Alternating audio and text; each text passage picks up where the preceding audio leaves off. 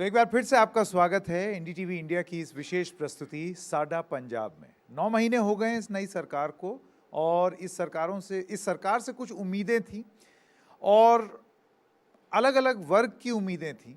उम्मीदें अभी भी हैं, मैं समझता हूँ, लेकिन एक बड़ा ख़ास वर्ग था, या यूँ कहें वही हैं जो कि नींव हैं इस प्रदेश की या इस देश की, किसान। आप जानते ही हैं कि सबसे ज़्यादा भाग किसानों ने, जो किसान आंदोलन हुआ था वो इसी पंजाब से लिया था। दिल्ली के बॉर्डर, अलग अलग बॉर्डर्स पर वो बैठे हुए थे। साल भर तक उनका विरोध प्रदर्शन चलता रहा। उसके बाद कुछ आश्वासन प्राप्त करके ये किसान वापस अपने अपने घर गए। उनमें से कितने वादे पूरे हुए हैं?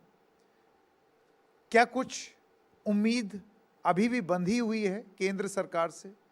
राज्य सरकार से क्या उम्मीदें हैं? क्योंकि इस पिछले गए बीते कुछ महीनों में हमने देखा है कि कई बार किसानों ने एक छोटे छोटे आंदोलन फिर शुरू किए हैं अपनी आवाज़ रखने के लिए।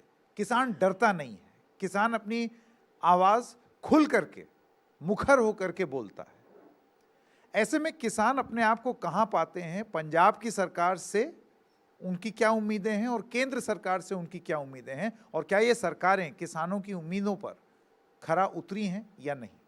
मैं स्वागत करना चाहता हूं यहाँ पर हमारे विशेष मेहमानों का। डॉक्टर दर्शन पाल प्रेसिडेंट हैं क्रांतिकारी किसान यूनियन के, किसान नेता हैं और किसान आंदोलन में एक बहुत ही प्रमुख चेहरे की तरह आप लगातार टीवी पर दिखते थे और अपनी बात आप सामने रखते थे। तो आपका बहुत बहुत स्वागत यहाँ पर इस मंच में आने के लिए।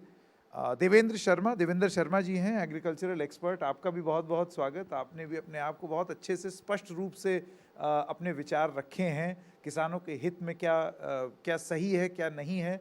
बहुत ही साफ तरीके से आपने हमेशा अपनी बात रखी है। आपका भी बहुत बहुत स्वागत। हरमीत सिंह कादियान जी प्रेसिडेंट हैं भारतीय किसान यूनियन, किसान नेता हैं, आपका भी बहुत बहुत स्वागत। आपसे जानने की कोशिश करेंगे कि वो कितने वादे हैं जो सरकार ने पूरे कर दिए हैं या नहीं किए हैं, या उनका वो कहाँ हैं अभी वो वादे, या आप ये सवाल पूछेंगे कि क्या हुआ तेरा वादा। बहुत बहुत धन्यवाद। और गुनी प्रकाश, आप मेंबर हैं कमिटी ऑन एमएसपी, यानी कि जो न्यूनतम समर्थन मूल्य है उसकी कमेटी के आप सदस्य हैं, किसान नेता हैं, आपका भी बहुत बहुत स्वागत। सबसे पहले डॉक्टर दर्शन पाल, मैं आपसे शुरू करना चाहता हूं और मेरा पहला सवाल यही है कि कुछ वादे थे जो किए गए थे जी। वो जो कानून थे, 3 कृषि कानून, जिसको आप लोग काले कानून कहते थे, या पंजाबी एक्सेंट में जैसे आप बोला करते थे काले कानून, मुझे अभी भी याद है। वो तो चले गए, लेकिन उसके बाद भी आप धरने पर बैठे रहे। वो इसलिए क्योंकि आपने कहा अभी भी बहुत सारी चीज़ें हैं जो होनी है, ये सिर्फ कानून चले गए उससे बात नहीं बनेगी। वो सब हो गया पूरा? नहीं, देखिए, एक बात मैं कह दूं कि 19 नवंबर को पीएम मोदी ने 3 कानून, जिसको हम काले कानून बोलते थे, वो तो वापस ले लिए थे, अनाउंस ही कर दिया था। उसके बाद हमारे जो दूसरे इशू थे, जिनमें मेन इशू था एमएसपी की लीगल गारंटी, दूसरा था पावर बिल 2020 था जो उस समय, उसको वापस लेना, तीसरा था जो हमारे ऊपर केस हैं जो आज भी चल रहे हैं उन्हें वापस करना, और चौथा था मिस्टर अजय मिश्र टैनी को बर्खास्त करना कैबिनेट से, और उनके जो दोषी थे उनको, उस समय डिमांड थी हमारी, उनको सख्त सज़ा देनी। तो ये इशू हमारे पेंडिंग थे उस समय। जो 9 दिसंबर को हमें चिट्ठी आई थी केंद्र सरकार की तरफ से, उन्होंने हमें वादा किया था कि हम आपके इन इश्यूज़ को भी पॉजिटिवली हैंडल करते हुए इनको हम हल करेंगे। तो उसी वादे के साथ हमने 11 दिसंबर को वहाँ से वापस आए थे अपना मोर्चा लेके, और सस्पेंड करके आए थे इसीलिए कि अभी हमारे वादे जो हैं बचे हुए आपकी तरफ से, वो पूरा करोगे तो ठीक है। उन्होंने नहीं पूरे किए तो अभी सेकंड राउंड ऑफ आंदोलन शुरू हो चुका है। 26 दिसंबर को फर्स्ट एनिवर्सरी ऑफ आंदोलन में पूरे देश में 25 प्रांतों में हमने मार्च किए हैं, और अभी फिर 24 को मीटिंग है मोर्चे की, उसमें बड़े आंदोलन का अनाउंस हम फिर करेंगे। जब आप बड़ा आंदोलन कहते हैं तो उसके मायने क्या होते हैं? इससे पहले कि आप जवाब दें, मैं हर्ष चीमा जी का भी स्वागत करना चाहता हूं, पंजाबी सिंगर हैं। संगीत का एक बड़ा ज़बरदस्त महत्व रहा है किसान आंदोलन में, क्योंकि बहुत सारे आर्टिस्ट ने किसानों को एक साथ लाना, उनकी आवाज़ को लोगों तक पहुंचाना, आपकी बड़ी अहम भूमिका रही है। और एक गाना था जो विशेष रूप से काफ़ी चर्चित रहा। हर्ष चीमा जी, बाद में हम चाहेंगे कि आप उसके बारे में भी बात करें कि क्यों आर्टिस्ट को ये ज़रूरत महसूस हुई कि किसान की बातों पर गाने बनाने हैं, और गाना भी आपसे ज़रूर सुनना चाहेंगे। लेकिन एक बार ज़रा डॉक्टर साहब की बात ख़त्म हो जाए। जी तो डॉक्टर साहब। संकेत जी, बड़े आंदोलन की जब हम बात करते हैं उसमें एक तो इश्यूज हैं एग्रीकल्चर क्राइसिस के, वो बड़े इशू हैं। फॉर एग्जांपल कर्ज का बहुत बड़ा मुद्दा है। कर्ज में फंसे हुए किसान खुदकशियां कर रहे हैं। हमने सेकंड राउंड में उस इशू को जोड़ लिया है। दूसरा है कि किसानों की फसलों की बीमा पॉलिसी जो वो किसानों के पक्ष में आए। बाकी जो बचे हुए इश्यूज हैं उनको साथ लेके बड़े आंदोलन का मतलब है कि देशव्यापी संगठनों को एक साथ लाना, फिर देशव्यापी आंदोलन पूरे देश में चलाना, और उसमें केंद्र सरकार को केंद्र करते हुए, सेंटर में रखते हुए, क्योंकि इशू बेसिकली दिल्ली के साथ हैं, वो बड़े एक जन आंदोलन के रूप में 2023 में, क्योंकि 2024 में फिर मोदी जी तीसरी बार जीतने की कोशिश करेंगे। हमारा लक्ष्य है कि 2023 में हम उससे पहले मिशन 2023 कर्ज मुक्ति और एमएसपी की लीगल गारंटी, दो बड़े इशू के साथ हम 2023 में पूरे देश के किसानों को, लोगों को उस किसान आंदोलन के साथ लाएंगे। उसी को हम बड़ा आंदोलन बोलने की कोशिश कर रहे हैं। जी बिल्कुल।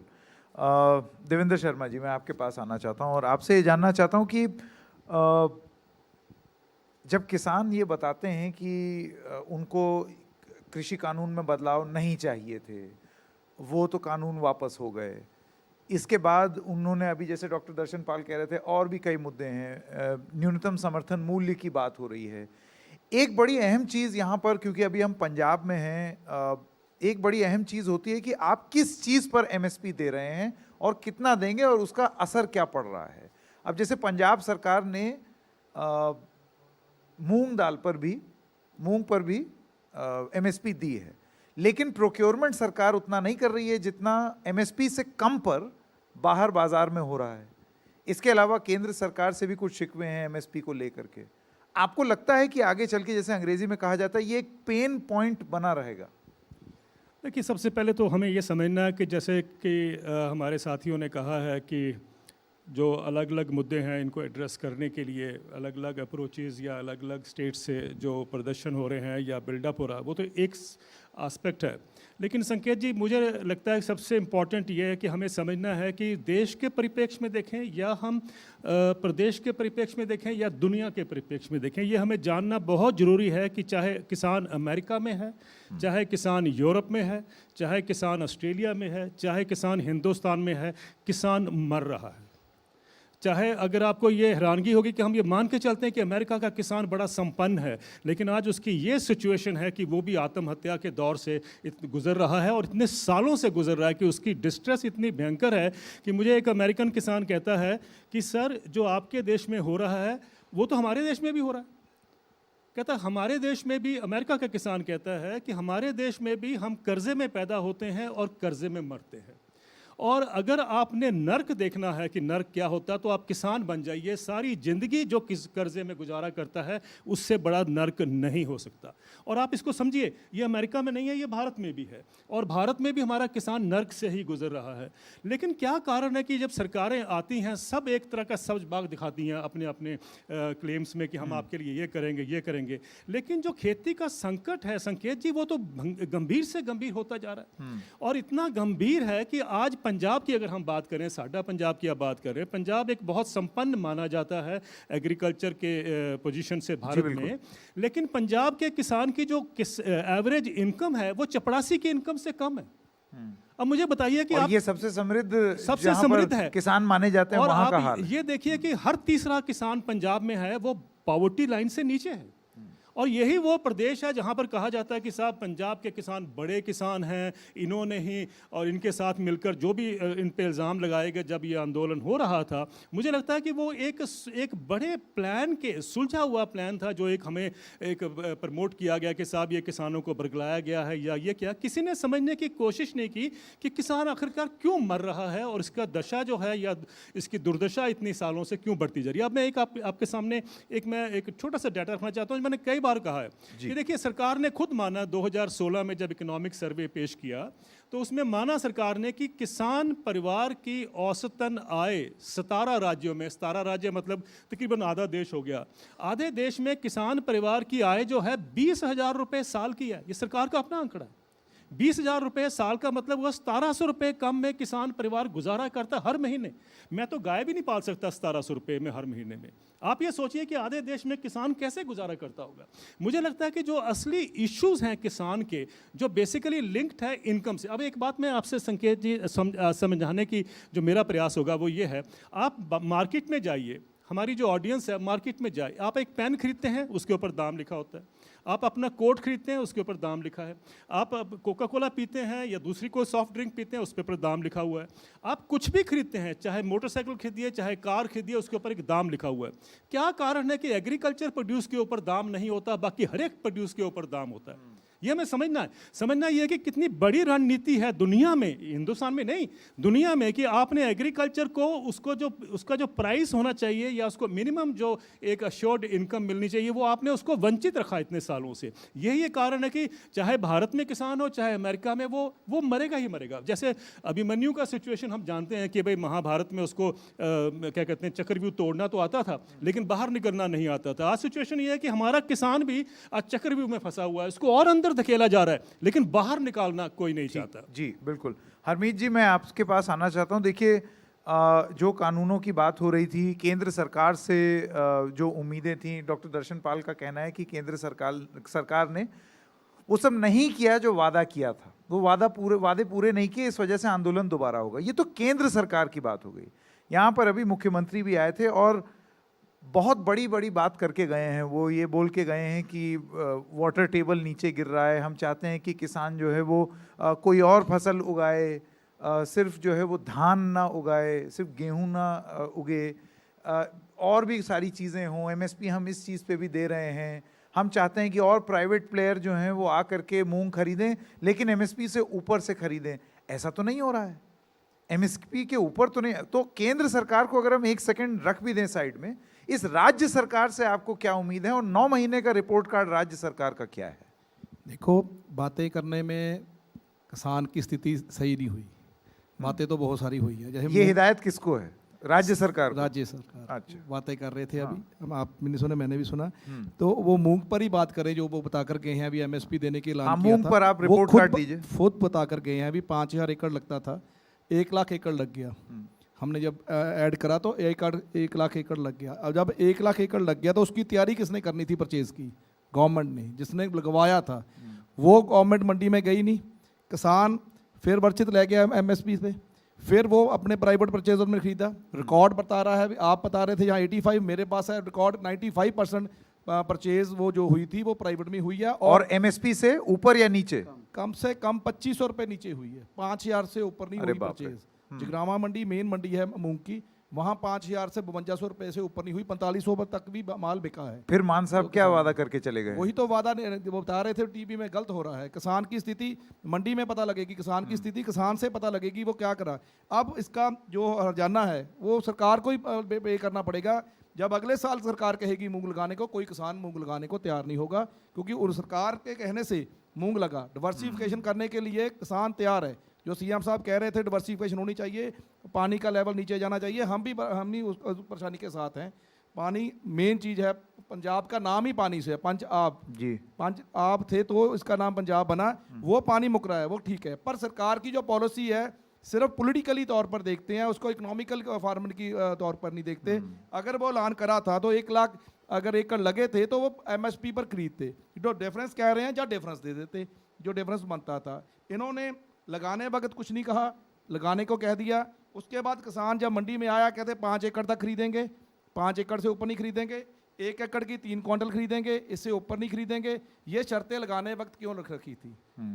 जब वो लगाने वक्त वो शर्तें नहीं थी, वो बताया नहीं था ऐड पर, तो मंडी में आकर किसान की वही हाथ। तो एक सवाल मैं आपसे पूछना चाहता हूं हरमीत जी, तो आपको लगता है कि अब अगले साल या अगले सीजन में जब सरकार फिर कोई चीज करने को कहेगी किसान को, तो किसान हिचकिचाएगा या सकुचाएगा? जब कोई भी पायलट प्रोजेक्ट फेल होता है उसका नुकसान तो देश को भी होता है, स्टेट को भी होता है, किसान को भी होता है। अगर मूंग का लगाया था जो पायलट प्रोजेक्ट लगाना चाहिए था, इसको कामयाब दिखाना चाहिए था, तो अगली बार किसान और इस तो आप मानते हैं पायलट प्रोजेक्ट फेल हुआ है? बिल्कुल फ्लॉप हुआ है, ये आपके सामने फ्लॉप हुआ है। ना इलेक्ट्रिसिटी आई लगाने वक्त, ना परचेज करने वक्त वो परचेज हुआ, बहुत और महत्वपूर्ण बात सीड कर इसका रहे हैं। तैयार नहीं था, बिल्कुल नकली सीड बिके, शरेआम वीडियोस हैं भी इसका। जो जब सरकार ने ऐलान किया उसके बाद नकली सीड इतने बिके भी, उसकी गुणवत्ता मूंग की वो बनी नहीं, वो परचेज कर सके। वो सीएम साहब आप यहाँ टेबल कर कह के गए हैं भी उसकी गुणवत्ता नहीं बनी थी, वो बिका नहीं। वो सीड किसने देना था? आज अगर आपके पास सीड तैयार नहीं है तो अगले साल आप कैसे मूंग लगवाएंगे? पंच सीड एक सरकारी अदारा है, उसके बाद एक दाना पंच सीड का अभी सीड बेचने के लिए नहीं है। अभी भी इस सरकार में 9 महीने में जो मूंग लगाई थी उसमें से भी सीड नहीं रखा हुआ। तो अगले साल क्या आप रखते हैं भी सीड कैसे अवेलेबल होगा? बढ़िया सीड कैसे अवेलेबल होगा जो गुणवत्ता भी दे और फार्मर को नहीं, ये आपने बहुत अच्छी बात लोगों के सामने लाए, क्योंकि आप एक्सपेरिमेंट कुछ भी करना चाहें, कोई भी चीज़ आप बदलना चाहें, लेकिन उसका एक रिपोर्ट कार्ड भी देना ज़रूरी है कि वो कितना सफल हुआ या कितना विफल हुआ। और आपकी बात से ये लगता है कि ये एक्सपेरिमेंट कामयाब नहीं हुआ है। देखो, तो आगे से उम्मीद कैसे बनेगी कि आप और एक्सपेरिमेंट कर सकें और लोग आप पर भरोसा करें कि बिल्कुल आप कुछ करवाना चाह रहे हैं? और वो एक सेकंड में ज़रा अपने और मेहमान गुनी प्रकाश जी आपके पास आना चाहता हूँ। आप एमएसपी की कमेटी में हैं, आपने सुना डॉक्टर दर्शन पाल ने क्या बोला, तो फिर कमेटी कर क्या रही है? जब किसानों को यहाँ आप सुन रहे हैं कि वो एमएसपी से नीचे 95% सामान, जैसे कि अभी आप बता रहे थे मूंग, वो एमएसपी से नीचे बिक रही है। एमएसपी पर कानून बनाने की बात डॉक्टर दर्शन पाल, मुझे याद है, सिंघू बॉर्डर पे भी और अलग अलग बॉर्डर पे बोली, लेकिन अभी तक इस पर कोई ठोस कदम उठा हुआ दिखता नहीं है। अगर तो उठा है तो आप हमको बता दें। सबसे पहले एमएसपी की कमेटी की बात कर रहे, मेरा ये जी। कहना है कि जब ये समझौता हुआ 13 दौर की ये फैसला, उसमें मंत्री से भी बात हुई, इनका संपर्क प्रधानमंत्री जी से हुआ, और जब इसका उठे आंदोलन उठे तब एक सचिव की पर्ची पे या एक चिट्ठी पे आंदोलन को उठा लिया गया। उसमें क्या लिखा कि एमएसपी की और अन्य विषयों की एक कमेटी बनेगी। उस कमेटी में कृषि अर्थशास्त्री होंगे, वाइस चांसलर होंगे, भिन्न भिन्न संगठनों के, किसान संगठन के प्रतिनिधि होंगे और किसान मोर्चा के भी प्रतिनिधि होंगे। और वो कमेटी कोई मेरी कहने से या और के कहने से नहीं, वो संयुक्त मोर्चा की मांग पे रखी गई थी। और जब वो कमेटी बनी, सबसे पहले उन्होंने कहा कि हम तो इस कमेटी में शामिल ही नहीं होंगे, क्योंकि इसमें तो जो लोग हैं वो लोग हैं जो पहले से ही 3 कृषि कानून का समर्थन कर रहे हैं, या सरकार के दूसरे शब्द लेके ना पिट्ठू है, फलाना है, ये क्या। मैं ये कह रहा, अब आप टेबल पे हैं, मेरे साथ हैं, हम चर्चा से क्यों भाग रहे? अगर उनके 3 सदस्य आते, 5 हम थे, 5 किसान हम हैं, अलग अलग संगठनों के हैं, जिसमें शेतकारी संगठन है, कृषि समाज का कर्णवीर है, एक गोल्ड मेडल। मेरा नहीं साहब, मेरा ये कहना है, वह चर्चा में आप अब चर्चा कर रहे हैं, हम इस चर्चा से भागने का मतलब है क्यों? सिर्फ एक ही मुद्दा है कि आपने तो दिल्ली को गिराना है, आंदोलन करना है, एक उपद्रव मचाना है, ये करना, वो ठीक है। आप टेबल पे क्यों नहीं बात ठीक है कर रहे? गुनी जी, मेरा सवाल, इससे पहले डॉक्टर साहब आप जवाब दें। देखिए, नहीं, मेरी बात तो सुनो। हाँ, अच्छा, बात हो जाए। मैं इसमें कह रही है, दूसरा एमएसपी की बात है। आप सारे हमारे विद्वान साथी बैठे हैं, मैं उनका बहुत आदर करूं, दर्शन पाल जी का भी, शर्मा जी का, आपका। आप बता दो एमएसपी का फार्मूला क्या है? सीएससीपी जो तय करा है उसका मेरे को ये बता दो, इसका फार्मूला क्या है? सबसे पहले तो एमएसपी का फार्मूला समझना चाहिए, जिस पे एमएसपी तय कर रही है सीएससीपी, उसका फार्मूला बता दो मेरे को क्या है। उस फार्मूले के तीसरे नंबर पे लिखा है कि उपभोक्ता के हित में और महंगाई को देखते हुए सीएससीपी अपनी सिफारिश करेगी। जब मान लो उपभोक्ता के हित की बात होगी और महंगाई को रोकने के लिए एमएसपी तय होगी, तो किसान का क्या हित रह गया उसमें? ये किसान जो एमएसपी। और दूसरी बात, आप सब ने नारा लाया मेरी फसल हमारी बहुत सरकारी, नहीं चलेगा नहीं चलेगा। एमएसपी तो सरकारी नहीं है, और एमएसपी का भी एक काला इतिहास है। एमएसपी कौन खरीद रहा? एफसीआई खरीदेगी। खरीदने के बाद क्या करेंगे? उसको जाकर 2 रुपए में या फ्री में बांटेंगे। क्यों बांटेंगे? आप किसान गरीब को पैसे दे दो, मेरे घर वो खरीदने आएगा। अब मार्केट में किसी की वैल्यू अगर गिरनी है, उसको बर्बाद करना है, उसको फ्री बांटना शुरू कर दो। ये सरकार की जो फूड सिक्योरिटी एक्ट क्या है? फूड सिक्योरिटी एक्ट असली काले कानून क्या थे, जिसको एक काले तो काला कानून है फूड सिक्योरिटी एक्ट। कानून है जरूरी वस्तु अधिनियम, जो जब देश आज़ाद होया 1949 में संविधान बनाया, 1950 में जब संविधान लागू होया, उसके 1 साल बाद डॉक्टर मनमोहन सिंह जी ना डॉक्टर अंबेडकर जी ने बनाया। लेकिन पहली बार 1 साल के बाद ही माननीय जवाहरलाल नेहरू जी ने 9 शेड्यूल कर दिया कि जो कानून है उनको वापस कर लिया जाएंगे, और 55 में जाके एक जरूरी वस्तु अधिनियम लागू कर दिया कि किसान की कोई उपज उसकी कीमत सरकार तय करेगी। सबसे काला कानून उसी दिन आ गया था जिस दिन प्रधानमंत्री जी ने 1 साल बाद हमारे अधिकार सारे छीन के आज किसान का सबसे बड़ा। ठीक, डॉक्टर दर्शन पाल, और आप भी इस पर जवाब दे दीजिएगा। उन्होंने सबसे पहली बात की, उस पर आपको एक राइट टू रिप्लाई दे देता हूं मैं, कि आप एमएसपी की समिति जो बनी, कमिटी, उसमें आप शामिल क्यों नहीं हो रहे? आप चर्चा से क्यों भाग रहे हैं, ऐसा उनका आरोप है। नहीं, हम चर्चा से बिल्कुल नहीं भागे। हमने फर्स्ट डे जब हमारी पहली बैठक हुई थी गवर्नमेंट के साथ, केवल पंजाब के संगठन थे, उस दिन हमने सेकंड डिमांड के रूप में लिखा था कि स्वामीनाथन कमीशन की रिपोर्ट के मुताबिक हमें फसल का रेट दिया जाए और उसकी खरीद की लीगल गारंटी करने के लिए कानून बनाया जाए। हम डे 1 से कहते आ रहे थे कि जो भी फोरम बने, जो भी कमेटी बने, उसमें एक एजेंडा होना चाहिए कि वो लीगल राइट की गारंटी करने के लिए ही काम करेगी। जिस दिन इन्होंने हमें मैसेज दिया एसएस अग्रवाल ने, संजय अग्रवाल ने, उस दिन हमने लेटर लिखा कि हमें टर्म्स ऑफ रेफरेंस बताइए। हमें टर्म्स ऑफ रेफरेंस नहीं बताई गई, और जो कमेटी बनी बाद में उसमें जो टर्म ऑफ रेफरेंस आया, उसमें एमएसपी की जो कमेटी बनी बिल्कुल गोल करने के लिए है, चीज़ों को डाइवर्ट करने के लिए है। उसमें कुछ लीगल गारंटी करने की बात ही नहीं है, नंबर 1। नंबर 2, जो कमेटी बनी है, अगर आप उसकी कंस्टिट्यूएंसी भी देखेंगे, 26 लोग तो हैं जो एकदम फॉलो करने वाले हैं बीजेपी और उसकी पॉलिसीज़ को, और 3 लोगों को बुला रहे हैं टर्म्स ऑफ रेफरेंस के बिना, क्लियर करे के बिना। बिल्कुल उसमें हमने डिसाइड किया था पहले ही कि हम अगर नहीं दोगे टर्म्स ऑफ रेफरेंस, हम नहीं आएंगे। जब उन्होंने जो कमेटी का प्रपोजल दिया, हमने रेजोल्यूशन पास के कहा। तो आपका ये कहना है कि वो समिति बनाई इस तरीके से है कि वो हर समय सरकार के पक्ष में ही फैसला ले, ये आपका आरोप है इस पर? हाँ, आप अपनी बात कहते हैं, लेकिन उसके बाद आगे बढ़ेंगे। नहीं, जो वो लेटर आया ना, उस लेटर में लिखा हुआ है, आप गारंटी की बात करो ना, उस लेटर में गारंटी की कहीं बात नहीं लिखी हुई है। उसमें लिखा कि एमएसपी सुनिश्चित हो, पारदर्शी हो, लीगल हो। लीगल हो। लीगल गारंटी होता है ना? नहीं, लीगल नहीं है। लीगल शब्द है क्या नहीं, लीगल शब्द नहीं है। उसमें क्या है वो अलग बात है, लेकिन हमारा जो आंदोलन चला था, आंदोलन था लीगल गारंटी के लिए, और आंदोलन आज भी उसी के लिए चल रहा है। जी, आप पहले बोल लें, उसके बाद देवेंद्र जी, मैं आपके पास आता हूँ। ये इस बात पर ऐसे कर रहे हैं जैसे मैनिफेस्टो होता है ना पार्टीज़ का, उसको लीगलाइज करने में चोन कमीशन को हमने मांग पत्र दिया था भी आगे से कोई भी चोन का लड़ता है तो मैनिफेस्टो बनाता है तो लीगलाइज्ड हो। इसी तरह से एमएसपी भी लीगल हो, ये हमारा बहुत पहले से ही है। जैसे दर्शनपाल जी ने कहा है, जब पंजाब की हमारी जथेबंदी मिली थी तभी हमने कह दिया था भी एमएसपी लीगलाइज्ड हो। एमएसपी पंजाब में है, काफ़ी स्टेट्स में अभी भी एमएसपी नहीं है, किसानों की ये स्थिति है। एसकेएम सारे हिंदुस्तान के लिए लड़ रहा है, इंडिया के लिए लड़ रहा है, पर पंजाब में भी 2 फसलों में देने के बाद भी ये हालात हैं जो आपके सामने हैं। ये कॉस्ट ऑफ कमीशन की बात कर रहे थे, उसमें अभी तक स्वामीनाथन की रिपोर्ट नहीं लागू की गई।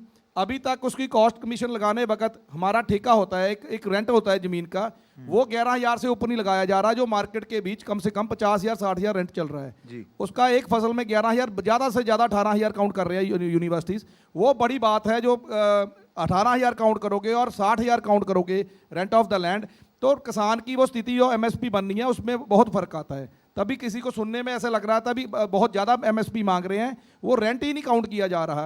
अभी पराली की भी थोड़ी सी बात बताना चाहता हूँ, जो अगर पराली की धुएं की बात आती है, हर एक को मालूम है, तो उसकी कॉस्ट ऑफ कब लगाई? पैडी के ऊपर लगाई कॉस्ट, उसको स्टबल बर्निंग को रोकने के लिए स्टबल मैनेजमेंट में क्या कॉस्ट लगाई? ना वो गेहूं में लगाई बीजना बिजाई में, ना वो पैडी में लगाई। दोनों फसलों में एक में तो लगानी पड़ेगी ना कॉस्ट उसकी, अगर मैनेजमेंट करनी है। जैसे 2500 रुपये की बात कर रही थी सरकार, 500 रुपये स्टेट देगी या 500 रुपये दिल्ली देगी और 1500 रुपये ले देगी। अगर 2500 रुपये भी कहीं काउंट करते हो, हमारी मांग कम से कम 6000 है जो मैनेजमेंट करनी पड़ती है स्टबल की, उसकी कॉस्ट नहीं अभी तक लगाई गई, तो एमएसपी कैसे काउंट करेंगे? ना वो चावल की काउंट होगी, ना वो गेहूं की जी काउंट होगी। जी देवेंद्र जी। देखिए, मैंने बहुत सारी कमेटीज़ देखी हैं और अपने कैरियर में, और मैंने ये भी पाया है कि आपको कमेटीज़ को रिपोर्ट देने से पहले अधिकतर आपको पता होता है कि क्या रिपोर्ट आएगी। और ये पहली बार ये कमेटी जो बनी है उसकी रिपोर्ट भी अगर आप मेरे से पूछें, मैं बता सकता हूँ कि क्या रिपोर्ट इसकी अब बता आएगी। दीजिए, बाद इसको में बात भविष्यवाणी कर लेंगे। मानेंगे? नहीं, बाद में बात कर लेंगे, लेकिन समझने की हम प्रयास करें कि भाई ये कहना कि साहब इसमें इतने लोग हैं, इतना इसका वो डाइवर्सेंट वो है, ऐसा नहीं होता है। आप देखिए, अभी पीछे सुप्रीम कोर्ट ने 3 मेंबर की कमेटी बनाई थी, वो कमेटी की रिपोर्ट पब्लिक तो नहीं की है, लेकिन हम जानते हैं कि उसके अंदर क्या था, सबको पता है, ये आपको ही पता है, हम सबको पता है कि क्या उसका होना था। दूसरी बात यह है कि आप देखिए, पहले एक वायदा बाजार पे कमेटी बनी थी। जब वायदा बाजार की कमेटी बनी तब भी मैंने कहा था कि ये इसका रिजल्ट तो मैं भी बता देता हूँ क्या होगा इसका। कहने का मतलब है कंपोजिशन से पता चल जाता है कि कमेटी का जो फोकस क्या है या करेगी ट्रस्ट कमेटी? कहाँ पर होगा। तो ये बिल्कुल ठीक कह रहे हैं हमारे किसान भाई कि भाई कंपोजिशन जो है उस कमेटी की, उससे इंडिकेशन बड़ा क्लियर मिलता है कि हम किस तरफ जा रहे हैं। क्यों नहीं हम वाकई ही ऑनेस्टली एक टेबल पर बैठ के, सब चाहते हैं कि टेबल पर बैठा जाए, टेबल पर बैठकर हम सभी धाराओं के लोगों को या सभी सोच के लोगों को बिठाएं और एक डिस्कस करें, इसमें क्या दिक्कत है किसी को। मुझे लगता है कि अगर वो होता है तो मैं मानूंगा कि हमारे किसान भाई भी उसमें एंटर करेंगे, उसमें बैठकर डिस्कशन करेंगे, वो हमें अप्रोच पे लेके जाना। लेकिन हम ये ना बोलें कि कमेटी बन गई है तो आपका जो है ये बिल्कुल जो एक इंडिपेंडेंट ओपिनियन जो है हर्ष चीमा जी को यहाँ पर लाना चाहता हूँ, क्योंकि एक और संदर्भ में एक बात ये कही जाती थी कि जिसकी जितनी भागीदारी उसकी उतनी हिस्सेदारी। और हम जानते हैं कि किसान जो है वो रीढ़ की हड्डी है जिस पर देश टिका हुआ है। और इसी से जुड़ा हुआ जब वो आंदोलन चल रहा था तो एक गाना आया था कि अपनी फसल का फैसला किसान करेगा। हर्ष जी, आपको लगता है कि यही चीज़ नहीं हो रही है? क्योंकि यहाँ हम तमाम बात जो कर रहे हैं वहाँ पर एक ऐसा सेंस मिलता है कि किसान ही अपनी फसल का फैसला नहीं कर पा रहा है, कोई और उठा करके तय कर रहा है। हाँ जी, एग्जैक्टली यही बात थी।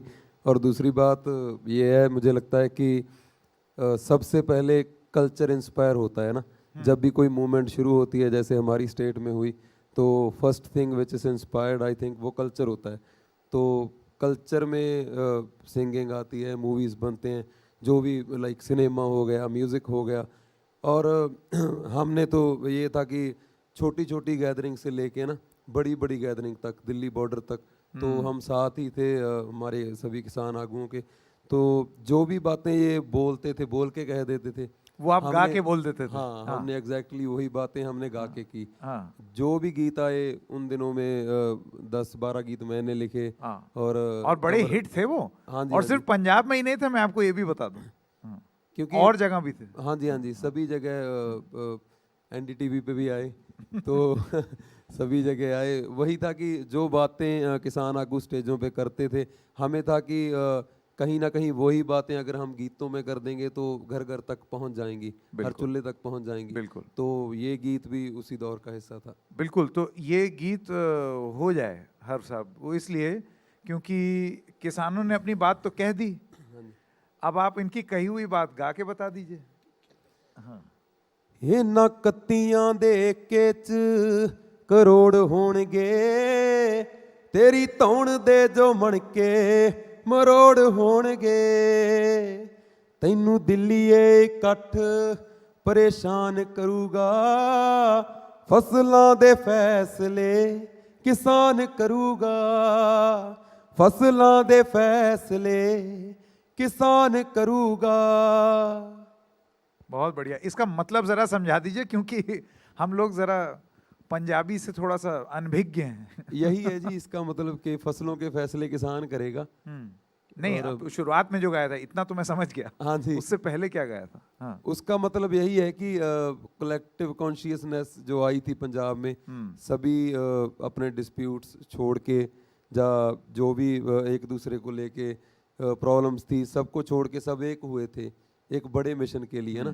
तो ये था कि अब जो कलेक्टिव कॉन्शियसनेस आई है पंजाब में, जब हम साथ साथ हुए हैं, तो अब कोई भी पावर आगे आ जाएगी तो जी। उसको झुका देंगे। तो जाते जाते बस 10-10, 15-15 सेकंड में मैं आपसे जानना चाहता हूँ, आपको लगता है ये एक थीम बहुत साफ हो जानी चाहिए जो उन्होंने गा के बता दिया कि फसल का फैसला किसान करे, कोई और ना करे, देखिए या किसान का बल्कि हित सर्वोपरि हमारा हो? जो उन्होंने कहा कि जो स्वामीनाथन कमीशन में C2 + 50% का फार्मूला हो, हाँ।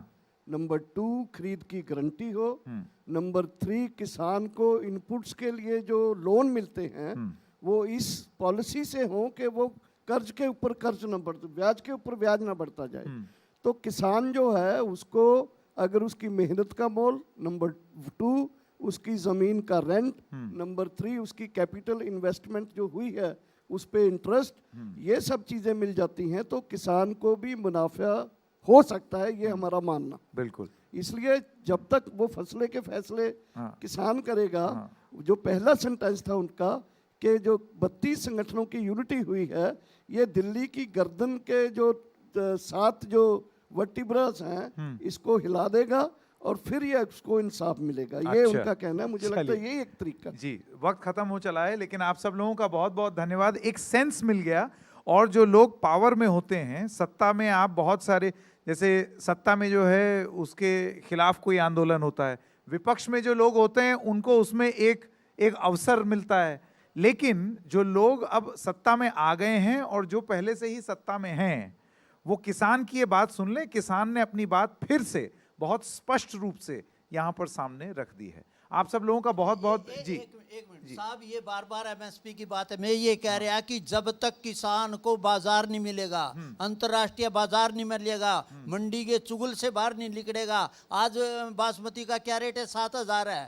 सरसों क्या है? ये जो है ना, ये आड़तियों के गुलाम नहीं रहने चाहिए, किसान मंडी के गुलाम नहीं रहने चाहिए। पंजाब में अगर मेरे को क्या दिक्कत है, पंजाब में पाकिस्तान में चावल बेचने की, गेहूं बेचने की, ये सरकार के जो पाबंदी है आयात निर्यात के हैं, जो पहले खुले बाजार की बात थी, खुला बाजार होना चाहिए उसका। अच्छा, ये स्वर्ग और नर्क का फर्क है जी। अगर किसान की हिसाब से उसको कीमत मिल गई तो स्वर्ग हो जाएगा, हाँ, नहीं तो नर्क में तो नहीं तो नर्क हो जाएगा, जैसे देवेंद्र जी देखिए बोल रहे संकेत जी, थे। जल्दी बड़ी से, इंपॉर्टेंट, समय बिल्कुल खत्म। आपने कहा ठीक है। देखिए समझने की जरूरत है हमें कि आज जितना मर्जी आप दुनिया को खोल दीजिए, मार्केट्स कर लीजिए, मार्केट्स ने कहीं भी दुनिया में किसान को एक जो अच्छी फायदा नहीं इनकम किया। नहीं दी है। कभी वो किसी के दाम बढ़ गए आज, कभी और 4 साल उसके नीचे रहते हैं, आज ऊपर बढ़ गए, आप कहते हैं कि बाजार से हुआ। ऐसा नहीं हुआ। आप समझिए कि एक गारंटेड इनकम किसान को चाहिए, चाहे वो हिंदुस्तान में, चाहे अमेरिका में, चाहे टमाटर बेचता है, चाहे गेहूं बेचता है, उसको एक गारंटेड इनकम चाहिए और वो उसके नीचे खरीद नहीं होनी चाहिए। जी, ये बिल्कुल। एक प्रिंसिपल होना चाहिए। बिल्कुल। चलिए, बहुत बहुत धन्यवाद आप सबका अपनी अपनी बात रखने के लिए। थोड़ी देर रुकते हैं और फिर ये बातचीत का सिलसिला आगे बढ़ाएंगे।